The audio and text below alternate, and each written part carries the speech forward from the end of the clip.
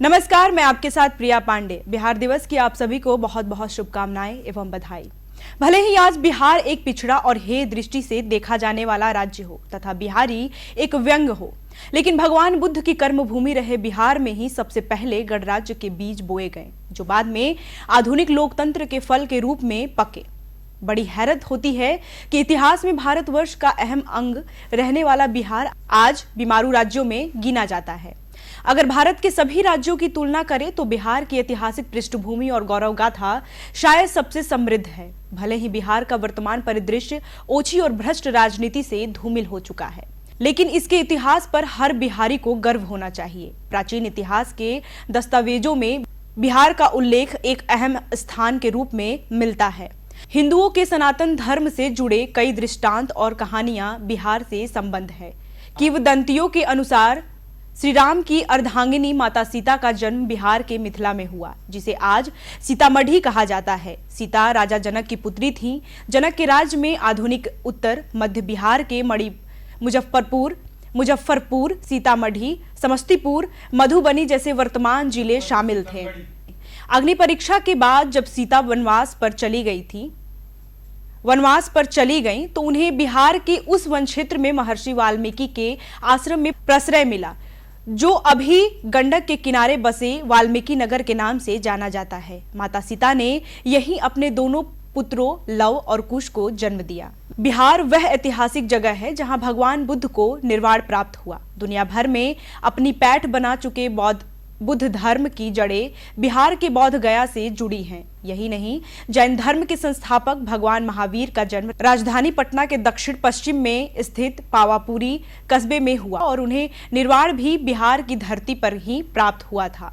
सिखों के 10वें और आखिरी गुरु गोविंद सिंह का जन्म भी राजधानी पटना के पूर्वी भाग में स्थित हरमंदिर में हुआ, जहां आज एक भव्य गुरुद्वारा भी है। इसे आज पटना साहिब के रूप में भी जाना जाता है, जो सिखों के 5 पवित्र स्थल तख्त में से एक है। प्राचीन इतिहास में बिहार 3 प्रमुख महाजनपदों अंग मगध और वज्जीसंघ के रूप में बटा हुआ था। मगध और लिच्छवी के शासनकाल की कार्यपद्धति से ही आधुनिक प्रशासनिक व्यवस्था की शुरुआत हुई। अर्थशास्त्र के रचयिता कौटिल्य चाणक्य का जीवन भी बिहार की धरती पर ही व्यतीत हुआ। चाणक्य मगध के राजा चंद्रगुप्त मौर्य के सलाहकार थे।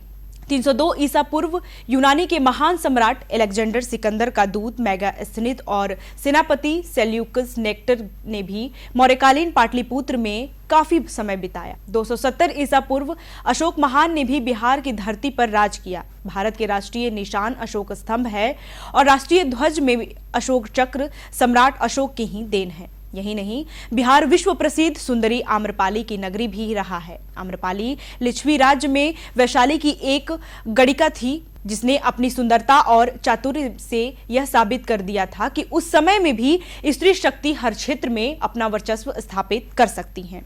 अपनी वैशाली यात्रा के दौरान कई महारानियों का नियंत्रण प्रस्ताव मिलने के बावजूद भगवान बुद्ध ने आम्रपाली के साथ भोज लेने का निर्णय लिया था। गुप्त काल के दौरान बिहार में नालंदा विश्वविद्यालय विश्व भर में अपनी अकादमिक साख के लिए प्रसिद्ध था।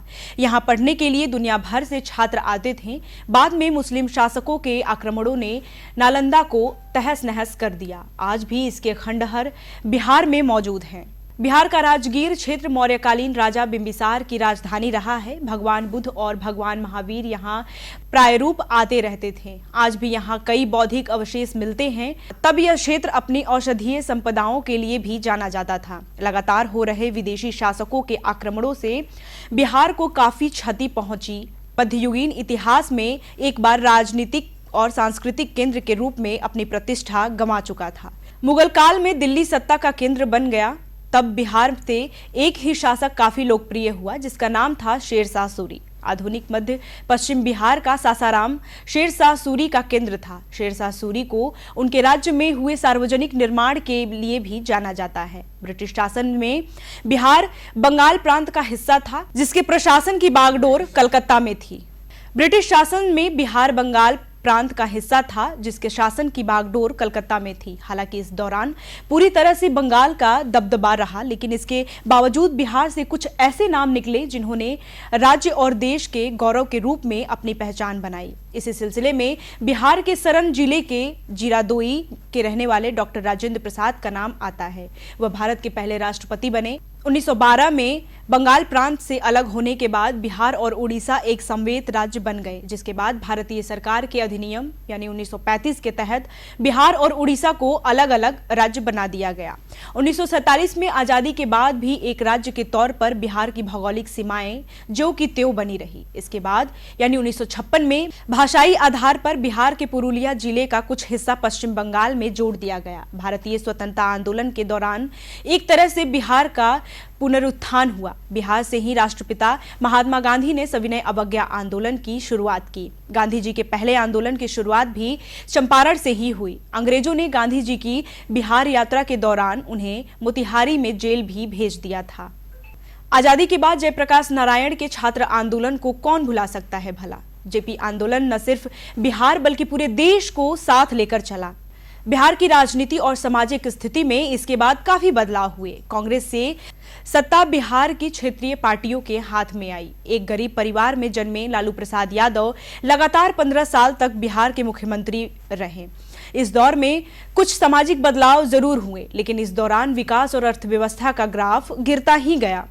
प्रदेश के वर्तमान मुख्यमंत्री नीतीश कुमार ने लालू यादव और राजद के शासन के लंबे सिलसिले को तोड़ा।